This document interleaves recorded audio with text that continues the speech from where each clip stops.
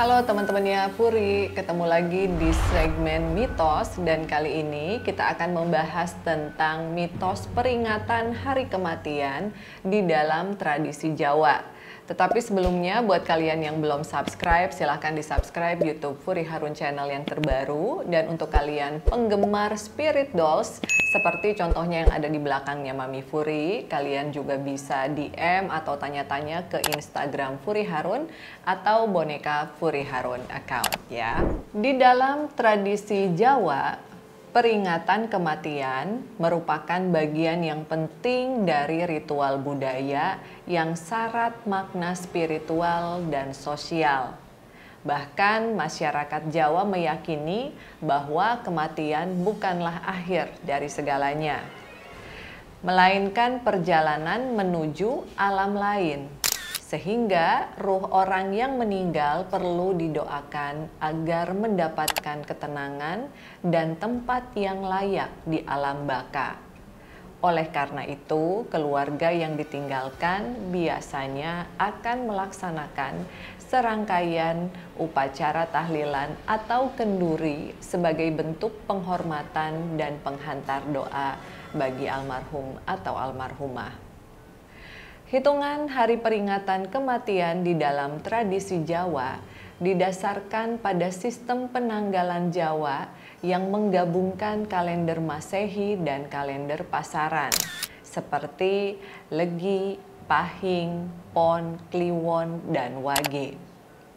Hari-hari tertentu setelah kematian bahkan dianggap memiliki makna khusus dan perlu diperingati. Biasanya dengan mengundang keluarga, tetangga, ataupun kerabat untuk bersama-sama membaca doa serta menyantap hidangan sederhana sebagai bentuk sedekah untuk almarhum ataupun almarhumah. Rangkaian peringatan ini dimulai sejak hari pertama setelah kematian yang disebut dengan Nelung Dino, hari ketiga.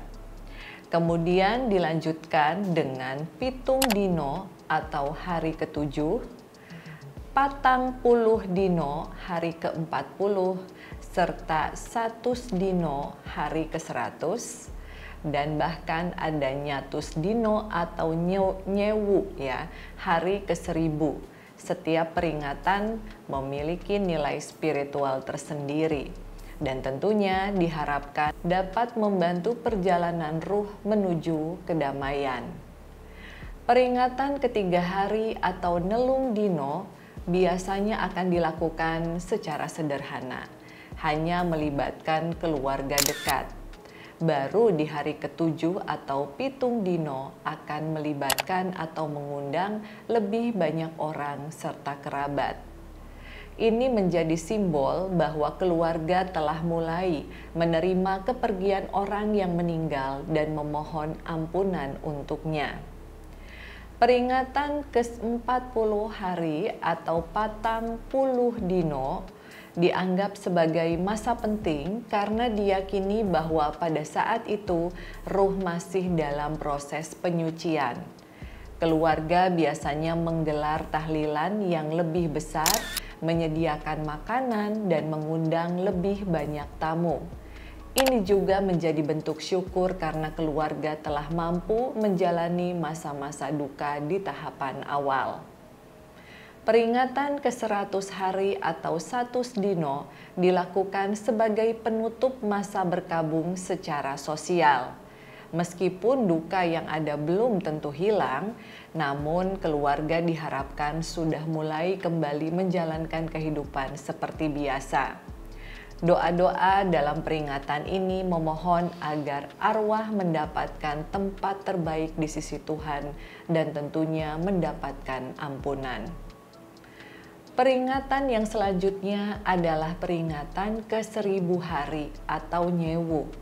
Adalah hal yang paling penting dalam rangkaian tradisi ini.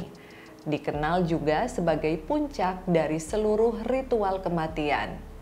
Nyewu dilakukan dengan upacara besar dan keluarga biasanya mempersiapkan dengan matang karena dianggap sebagai peringatan terakhir secara formal kepada almarhum ataupun almarhumah. Selain hitungan hari-hari utama tersebut, dalam beberapa tradisi lokal juga dikenal peringatan setiap 1 tahun atau lebih disebut dengan haul ya, setelah kematian.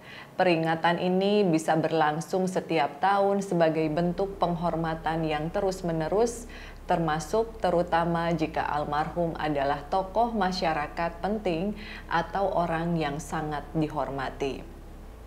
Filosofi di balik hitungan peringatan ini adalah bahwa manusia tidak hidup sendiri, baik semasa hidup ataupun setelah mati.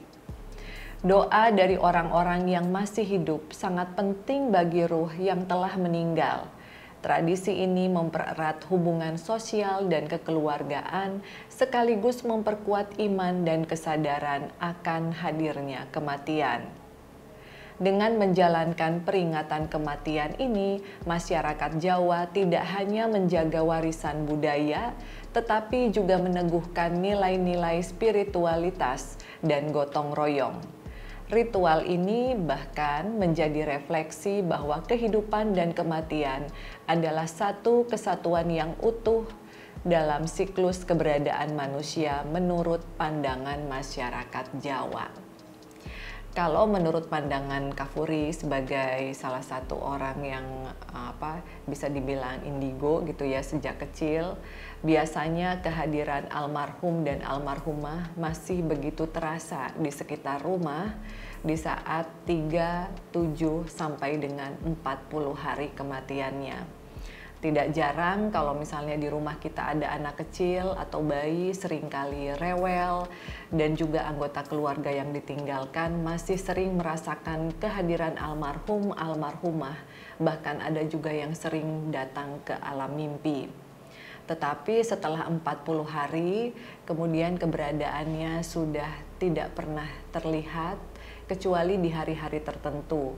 Misalnya di peringatan atau menjelang bulan suci Ramadan atau di peringatan-peringatan khusus di dalam keluarga tersebut. Seperti apabila ada syukuran, ya syukuran untuk anak, cucu ataupun mantu, biasanya tanpa disadari akan muncul sosok almarhum dan almarhumah. Nah, bagaimana nih dengan kalian? Apakah kalian pernah mengalami sesuatu hal yang berhubungan dengan orang yang sudah meninggal? Atau apakah kalian sering dimimpikan atau bahkan tidak pernah dimimpikan sama sekali? Sekali lagi, ini adalah mitos dan juga sesuai hitungan dalam tradisi adat Jawa. Betul atau tidaknya kita serahkan ke pribadi masing-masing karena kebenaran hanyalah milik Tuhan yang Maha Kuasa. Jangan lupa share pendapat kalian di kolom komentar. See you on the next episode. Bye-bye.